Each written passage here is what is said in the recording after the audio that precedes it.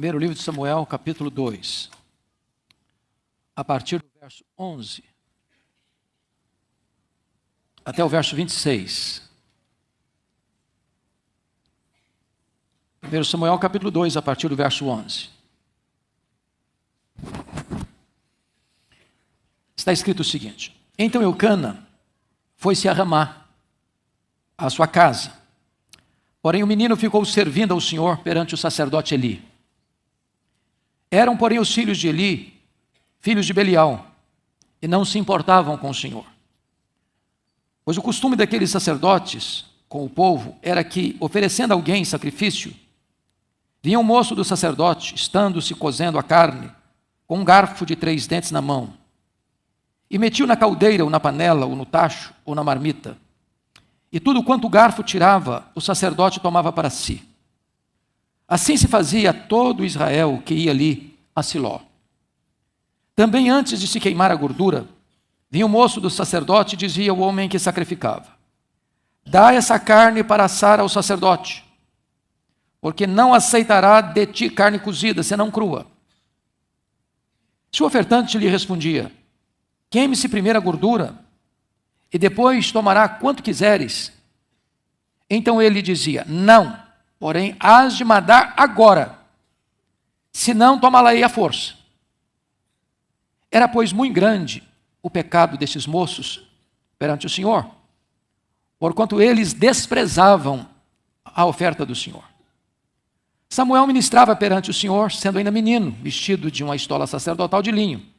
Sua mãe lhe fazia uma túnica pequena, e de ano em ano lhe a trazia, quando, com seu marido, subia a oferecer o sacrifício anual. Eli abençoava Eucana e a sua mulher, e dizia: O Senhor te dê filhos desta mulher, em lugar do filho que devolveu ao Senhor. E voltaram para sua casa. Abençoou, pois, o Senhor a Ana, e ela concebeu e teve 3 filhos e 2 filhas. E o jovem Samuel crescia diante do Senhor. Era, porém, Eli já muito velho, e ouvia tudo quanto seus filhos faziam a todo Israel, e de como se deitavam com as mulheres que serviam à porta da tenda da congregação. E disse-lhes: Por que fazeis tais coisas? Pois de todo este povo ouço constantemente falar do vosso mau procedimento. Não, filhos meus, porque não é boa fama esta que ouço, estáis fazendo transgredir o povo do Senhor. Pecando o homem contra o próximo, Deus lhe será o árbitro. Pecando, porém, contra o Senhor, quem intercederá por ele? Entretanto, não ouviram a voz de seu pai, porque o Senhor os queria matar. Mas o jovem Samuel crescia em estatura e no favor do Senhor e dos homens.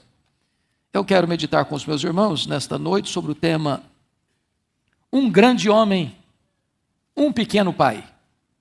Um grande homem, um pequeno pai.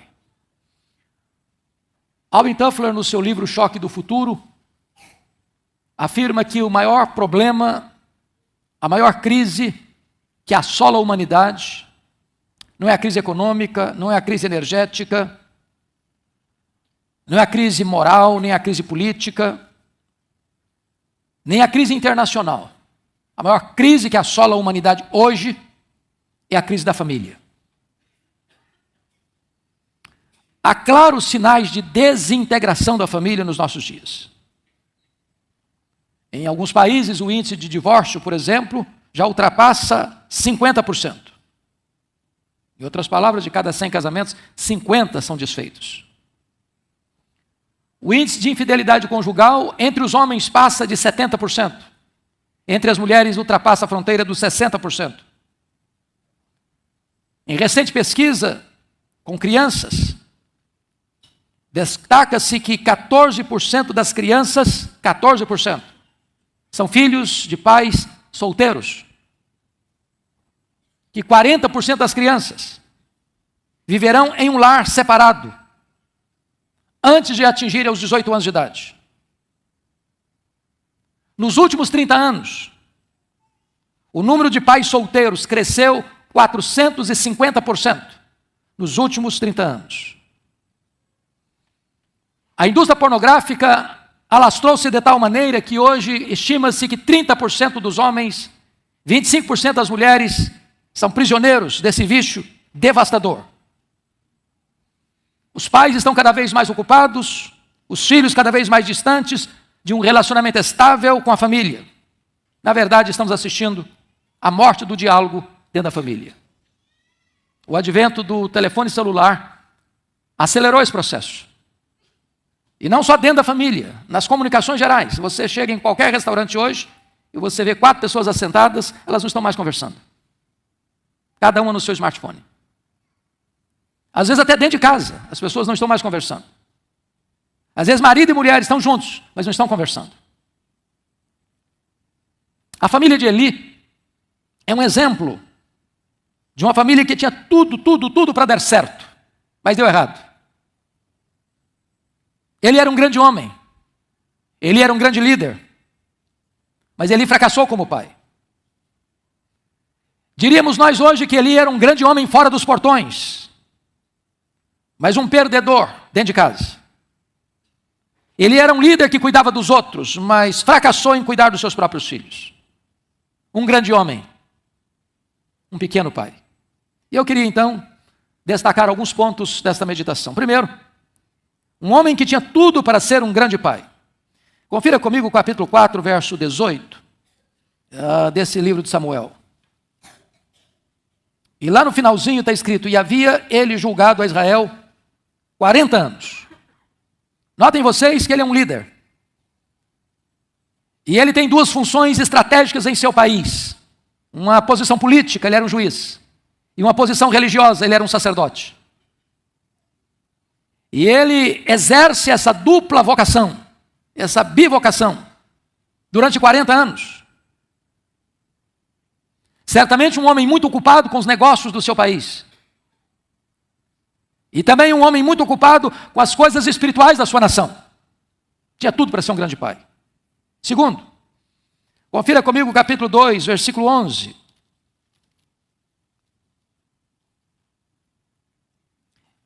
Então Eucana se foi a Ramá, a sua casa, porém o menino ficou servindo ao Senhor perante o sacerdote Eli.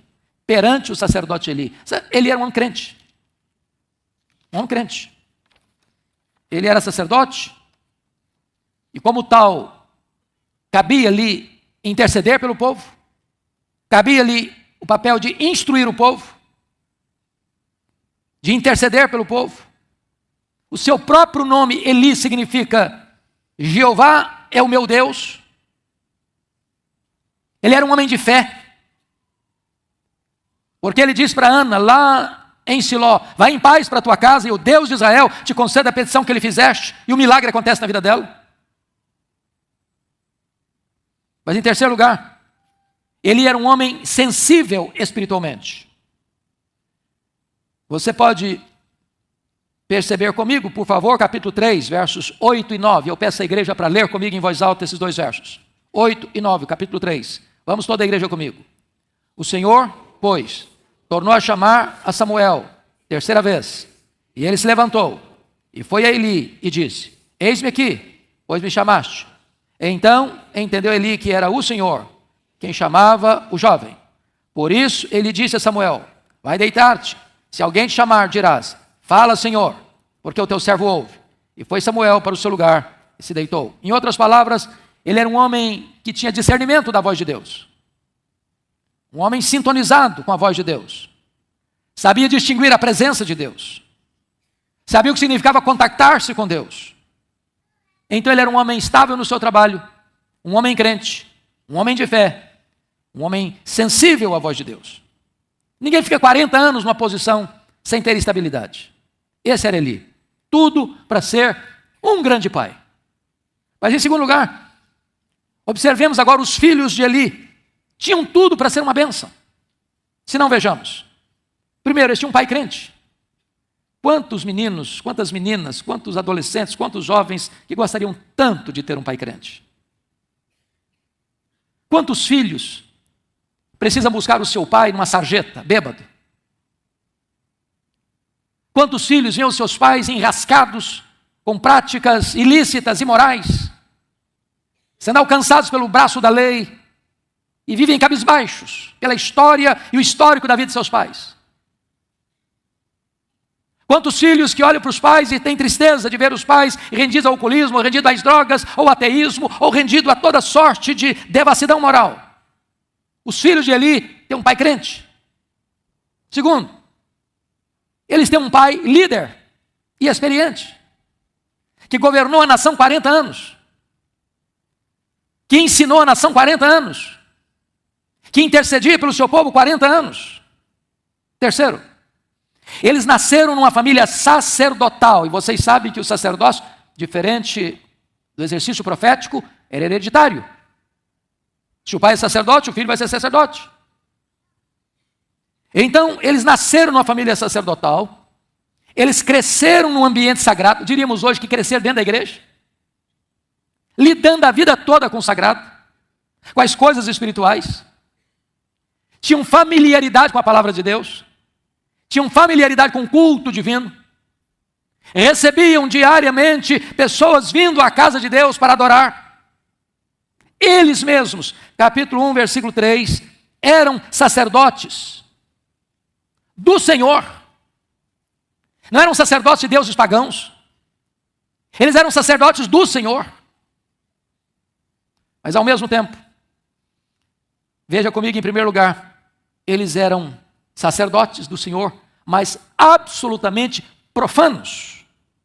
Olha comigo capítulo 2, versículo 12. Leia em voz alta comigo esse verso. 2:12, vamos juntos. Eram, porém, os filhos de Eli, filhos de Belial, e não se importavam com o Senhor. Filhos de Belial pode ser traduzido também por filhos do demônio. Imprestáveis. Gente iníqua, rebelde, blasfema. Meus amados irmãos, aqui está um grande perigo. E não há nada mais perigoso para uma pessoa que frequenta a igreja, que é membro de igreja, do que chegar a um ponto na vida espiritual em que as coisas de Deus não mexem mais. Acostumou-se de tal maneira com o sagrado que tudo isso é feito no automático. Ou tudo que exercem sem qualquer conexão com a própria vida. Notem que eles, ao longo desse tempo todo, estão exercendo o sacerdócio. Ao mesmo tempo que estão vivendo completamente a revelia da lei de Deus. Convivem com o sagrado, mas não respeitam a Deus, não respeitam a lei de Deus, não respeitam o povo de Deus.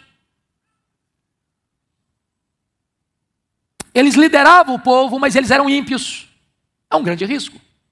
Segundo lugar, eles eram sacerdotes, mas eles desprezavam o culto divino. Confira comigo o capítulo 2, verso 17. Leia em voz alta comigo, 2:17. Vamos juntos? Era, pois, muito grande o pecado destes moços perante o Senhor, porquanto eles desprezavam a oferta do Senhor. Então, o que estava acontecendo? As pessoas traziam as suas ofertas, as carnes para serem queimadas, sacrificadas. O princípio de Deus, lá em Levítico 3:16, é que a gordura da carne era do Senhor, tinha que ser queimada no altar. Não podia ser consumida. E diz a Bíblia que esses moços entravam lá no exercício do culto, enfiavam um garfo de 3 dentes na panela, no tacho, na caldeira, e o que eles pegavam, eles levavam para o sacerdote, para eles mesmos. Num total desrespeito à lei, aos preceitos de Deus. Quando as pessoas traziam as carnes cruas com a gordura, os seus jagunços, que eles tinham jagunços, dizia, dá essa carne aí para o sacerdote. E o adorador que conhecia a lei, sabia que não podia se consumir essa carne dessa maneira, tinha que queimar a gordura, isso era santa ao Senhor, isso não se negociava. Os jagunços do sacerdote diziam, dá, porque senão nós vamos tomar a força. E desta maneira diz a Escritura, que eles desrespeitam as coisas de Deus, eles desrespeitam o culto divino, eles não se importam com a palavra de Deus.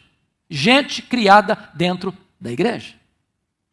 Terceiro, eles eram sacerdotes, mas viviam escandalosamente na imoralidade. Olha comigo o verso 22, 2:22, por gentileza, toda a igreja comigo. Vamos lá? Era, porém, Eli, já muito velho, e ouvia tudo quanto seus filhos faziam, a todo Israel de como se deitavam com as mulheres que serviam à porta da tenda da congregação. Havia mulheres que serviam lá na congregação. E aqui há duas possibilidades. Ou esses moços, usando da função de sacerdote, corrompiam essas mulheres para ter relação com elas, o que era um desrespeito a Deus, a eles mesmos, a essas mulheres, aos seus maridos respectivos, ao culto sagrado. Ou poderia ser uma segunda possibilidade, que é pior ainda, que nos cultos pagãos, e eles viviam rodeados de nações pagãs, a sexualidade estava misturada com a religiosidade, e haviam as prostitutas cultuais. E se esse é o caso aqui, significa que o culto a Deus já está rendido ao sincretismo religioso, já sucumbiu à religião pagã ao seu redor. E que Israel está mergulhado, como você vai ver, os 330 anos que precederam, período dos juízes, onde o maior problema de Israel foi que eles se misturaram com os povos pagãos, perderam a sua identidade de fidelidade a Deus. E quando a religião se corrompe, a nação se corrompe. A Bíblia chama a igreja de sal da terra. Se não tem sal, a corrupção é galopante. É por isso que querer destruir a igreja, ou atacar a igreja, ou frear a igreja, ou criar dificuldades para a igreja de Cristo, é mergulhar a nação no caos. Mas ainda, em quarto lugar, eles eram sacerdotes, mas faziam o povo tropeçar. Leia comigo, por favor, capítulo 2, verso 24. Vamos ler juntos. Não, filhos meus, porque não é boa a fama esta que ouço, estáis fazendo transgredir o povo do Senhor. É muito triste quando aqueles que estão na responsabilidade de ensinar e de ser exemplo para o povo, faz o povo tropeçar. Não parte do povo, todo o povo. Uma liderança completamente corrompida. Eles transgrediam mais do que o próprio povo. E agora preste atenção nisso. Os pecados da liderança são mais graves, são mais hipócritas e são mais danosos do que os pecados dos demais. Eles não eram neutros. Eles eram a pedra de tropeço. E finalmente, em quinto lugar, eles eram sacerdotes, mas eles não ouviam conselhos nem advertências. Versos 23 a 25. Leia comigo, por favor. 2, 23 a 25, toda a igreja. E disse-lhes: por que fazeis tais coisas? Pois de todo este povo ouço constantemente falar do vosso mau procedimento. Não, filhos meus, porque não é boa a fama esta que ouço, estáis fazendo transgredir o povo do Senhor. Pecando o homem contra o próximo, Deus lhe será o árbitro. Pecando, porém, contra o Senhor, quem intercederá por ele? E se você perceber, eles não escutam esse conselho. Eles não ouvem. Chega um ponto em que o coração está duro, os ouvidos estão incircuncisos. E não há qualquer advertência que possa mexer mais com a estrutura emocional e espiritual. É por isso que a Bíblia diz que o pecado da rebeldia é como o pecado da feitiçaria. Eles estão envergonhando o povo de Deus, sendo motivo de tropeço para o povo de Deus, estão envergonhando a casa de Deus, estão envergonhando o pai ali, estão sendo um transtorno para a sociedade. Mas agora então eu quero olhar, em último lugar, o homem que fracassou no maior de todos os ministérios. Entendamos isso. A mais árdua tarefa e a mais nobre delas para um homem não é se ele vai ser o CEO da sua empresa. Não é se ele vai ser o homem do maior contra-cheque, vai receber o maior salário. Se ele vai acrescentar na sua declaração de imposto de renda todo ano mais um bem, mais uma propriedade, mais um sítio, mais um apartamento, mais uma casa, mais uma ação vitoriosa. Do que adianta juntar tanta coisa e perder a família? Então eu vou lhes dizer por que Eli fracassou como pai. Primeiro, Eli foi um pai ausente, que não tinha tempo para os filhos. Ele era juiz de Israel. Ele era um homem que resolvia as demandas da nação. E ele caiu num argumento equivocado de pensar que o fato de seus filhos estarem crescendo como sacerdotes na casa de Deus, que por si só isso era suficiente para que esses meninos fossem homens maduros na fé. E aqui está, irmãos, um dos grandes riscos da nossa geração. Nós somos a geração ocupada demais, correndo demais, buscando coisas demais.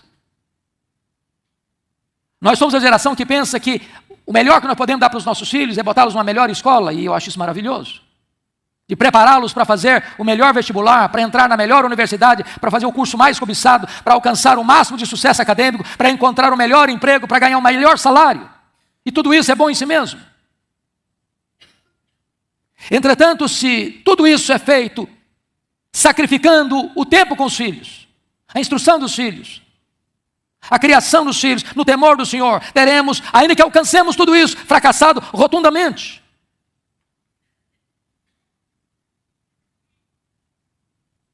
Talvez as nossas gerações pretéritas não tiveram tantos privilégios acadêmicos, nem tiveram alcances econômicos tão robustos.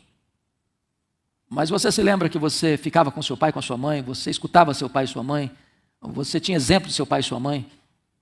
E hoje os pais estão ocupados demais para se ocuparem com os filhos?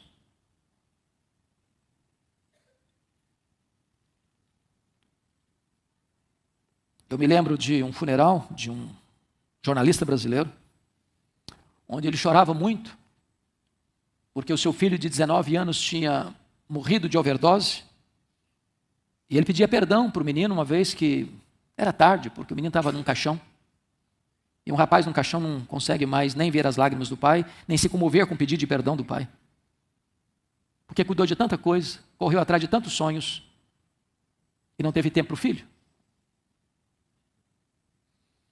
A pergunta que eu faço a você, pai, e se você que é jovem está pensando que esse sermão não é para você, é para você. Escute bem, adolescentes. Aurélia Agostinho disse que você educa um filho 20 anos antes dele nascer. Você educa um filho 20 anos antes dele nascer. O que significa isso? Significa que você que é criança hoje, você que é adolescente hoje, você que é jovem hoje, já está educando seus filhos, ou para o bem ou para o mal. Amanhã eles vão perguntar, e como é que foi a sua vida? E como é que você passou a sua infância? E você era obediente ao seu pai? Você era obediente à sua mãe? Você era um filho obediente? Você era um filho tranquilo? Você respeitava seu pai e sua mãe?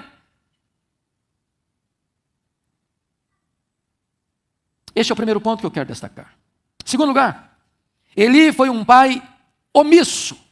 Omisso. Ele não abriu os olhos para ver os sinais de perigo dentro da sua casa. Deus botou placas no caminho de Eli. Deus colocou outdoors no caminho de Eli. Deus colocou telão de LED no caminho do Eli. Ele não viu. E se você ler o contexto, 3 vezes Deus alertou Eli. Primeiro, a advertência veio do público geral. Versículos 22 a 24. A nação inteira dizer, o Eli, seus filhos estão comportando mal, Eli. O Eli, seus filhos estão fazendo coisa errada, Eli. O Eli, seus filhos estão desrespeitando a lei. O Eli, seus filhos não respeitam o culto divino. O Eli, seus filhos estão profanando a casa de Deus. O Eli, seus filhos estão adulterando dentro da casa de Deus. O Eli, toma medida, homem. Segundo lugar, vem uma advertência por meio de um profeta anônimo, versos 27 a 34. E Deus lavra a sentença de que o ministério deles iria cessar. O próprio Deus é o autor da sentença e mostra o princípio sobre o qual Deus exerce a autoridade. Aqueles que me honram, eu honrarei, mas aqueles que me desonram, eu os desmerecerei. E finalmente, Deus alertou Eli através do menino Samuel. E a situação seria tão grave que Deus disse que iria exterminar a casa de Eli. Não haveria sucessor. O que ele fez? Fez uma pífia, uma magra, uma pequena, uma insignificante exortação aos meninos. Ele não agiu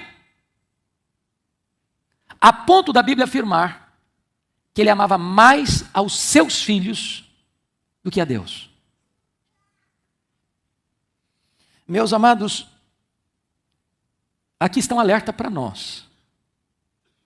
O perigo de sermos pais omissos. O perigo está aí, os sinais estão aí. Mas ninguém toma medida. Ninguém se levanta. Ninguém confronta. Ninguém exorta. Ninguém adverte.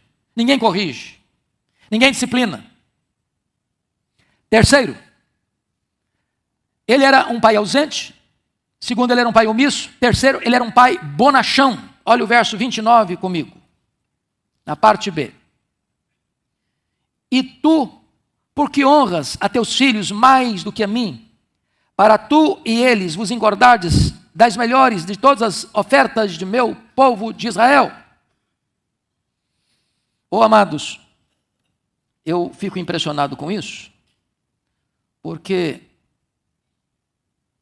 há muitos homens que foram famosos na história bíblica e que fracassaram como pais. Nós poderíamos citar o Eli. Nós poderíamos citar Samuel.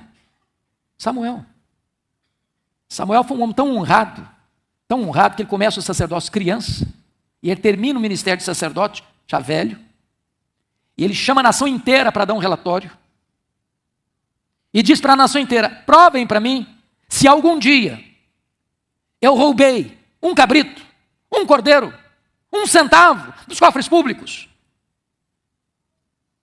E a nação inteira diz para ele: nunca, Eli, você é um homem íntegro, você é um homem honesto, você é um homem confiável. Eu fico imaginando se os nossos políticos de hoje podiam fazer o que ele fez. E a nação inteira diz: você é um homem íntegro. Mas os filhos dele não eram. Não eram. Eu fico olhando Davi, o maior rei de Israel. Um homem que viu a família dele derretendo diante dos seus olhos e nunca agiu. Eu estou começando a escrever, com a graça de Deus, o comentário de 1 Reis. Comecei essa semana. E já no capítulo 1, versículo 6, diz que Davi nunca contrariou o seu filho Adonias, menino mimado. E o menino mimado, quando viu que o pai estava doente, no leito de morte, não esperou a transição, sabendo que o filho Salomão seria o herdeiro, ele usurpa o poder e vai acabar morrendo. Você encontra um homem como o rei Ezequias, um homem tão piedoso que a Bíblia diz que nunca houve igual a ele, nunca jamais outro depois dele foi semelhante a ele, mas um homem que teve um filho, e Deus havia dito para ele: põe em ordem a tua casa, porque morrerás e não viverás. E o menino nasce depois do milagre da cura. E quando ele morre, o menino tem 12 anos, Manassés. E vai ser o maior monstro de Israel. O pior rei da história de Judá. É mais fácil ser um herói lá fora do que ser um pai de verdade dentro de casa.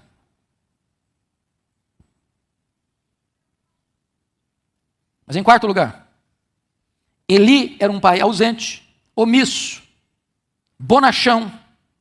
Mas em quarto lugar, ele era um pai conivente. Por favor, preste atenção no verso 29, na parte B, porque há algo muito grave que está escrito aqui. Vamos ler de novo? E tu, vamos ler comigo? Parte B do verso 29. E tu, porque honras a teus filhos mais do que a mim, para tu e eles vos engordardes dos melhores de todas as ofertas do meu povo de Israel. O que está acontecendo aqui? O que ele está denunciando aqui? Lembra quando os filhos dele exigiam as carnes gordas? Dá para o sacerdote. Não, mas não pode, está escrito lá na lei de Deus que a gordura tem que ser queimada. Dá, senão nós vamos tomar a força. O que acontecia? Levava essa picanha para casa, os meninos preparavam o churrasco. E quem estava lá comendo o churrasco? Junto com os meninos? Papai Eli. Ele era parceiro dos pecados dos filhos. Não só perdeu a autoridade de exortar os meninos, como ele fazia parte dos pecados graves de seus filhos. Ele era conivente. E Deus denuncia isso. Ele aceitou o estilo de vida que os filhos levavam e se tornou parceiro dos pecados de seus filhos. Mas finalmente, Eli foi um pai passivo ao fatalismo. Capítulo 3, verso 18, confira comigo. Então Samuel lhe referiu tudo e nada lhe encobriu, porque ele tinha dito para o menino: olha, conta tudo que Deus falou com você. Não me esconda nada. Aí o menino está dando um relatório. Então Samuel lhe referiu tudo. E o que é tudo? É que Deus iria matar os filhos de Eli. Os filhos de Eli morreriam no mesmo dia. A descendência de Eli seria eliminada. E disse Eli, versículo 18, e disse Eli, é o Senhor, faça o que bem lhe aprouver. Sabe o que eu esperava do Eli agora? Uma outra atitude. Eu esperava de Eli que ele caísse de joelhos. Que ele chorasse diante de Deus. E pedisse, Deus, me dá mais uma chance. Me dá uma oportunidade. Não faça isso, Senhor. Deixa eu confrontar meus filhos. Eu me arrependo, eu também estou errado. Eu também sou parceiro do pecado deles. Me ajude, meu Deus, eu quero me arrepender agora. Meu Deus, poupa a minha casa, poupa os meus filhos, Senhor. Não, ele não fez isso. Ele jogou a toalha. Entregou os pontos. Ele aceitou passivamente a decretação da derrota final de Deus na sua vida. Ele não orou, ele não lutou, ele não chorou, ele não jejuou, ele não pediu uma chance para Deus. E eu, em nome de Jesus, quero encorajar você, pai, em nome de Jesus, não desista de ver um milagre de Deus na vida da sua família. De ver Deus restaurando a sua casa. De ver Deus salvando os seus filhos. Não jogue a toalha, em nome de Jesus. E eu quero concluir, fazendo breves aplicações, trazendo lições práticas para encerrar. Primeiro, lições práticas, o perigo de cuidar dos outros e não cuidar da própria família. Segundo, o perigo de ser famoso lá fora e não ter autoridade dentro de casa. Terceiro, o perigo de nos acostumarmos com as coisas sagradas a ponto de perdermos o temor de Deus. Quarto, o perigo de nos conformarmos com os pecados dos nossos filhos a ponto de estarmos mais preocupados em agradá-los do que honrar ao Senhor. Quinto, o perigo de aceitarmos passivamente a decretação da derrota em nossa família. Sexto, o perigo de não estarmos atentos para o fato de que o cálice da ira de Deus pode encher-se e não haver mais esperança para a nossa casa. Como é que termina essa história? Capítulo 4, os filisteus, os arqui-inimigos de Israel, declaram guerra contra Israel. E eles vão para o campo de batalha. E 4.000 homens são mortos.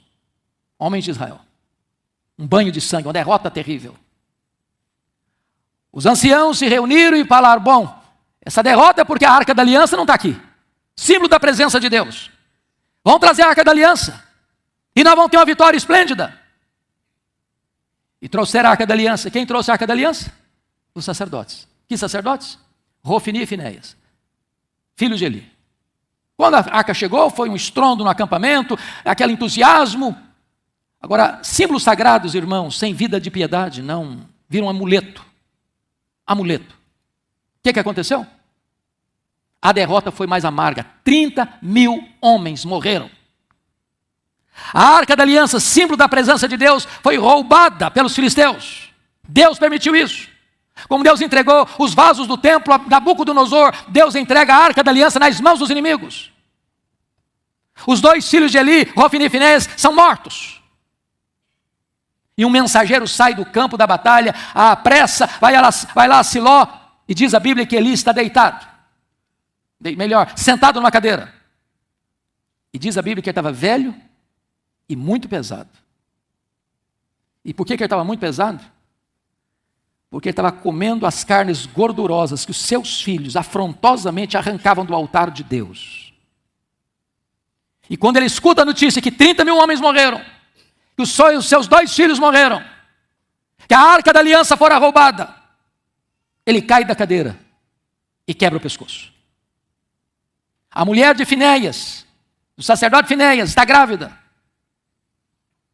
E ao tomar o susto da morte de tanta gente, do seu marido, do seu cunhado, do seu sogro à sua frente, ela dá luz. E ao dar a luz, ela está morrendo. Mas antes de morrer e dar o último suspiro, as parteiras disseram, coragem, mulher, você deu a luz a um menino.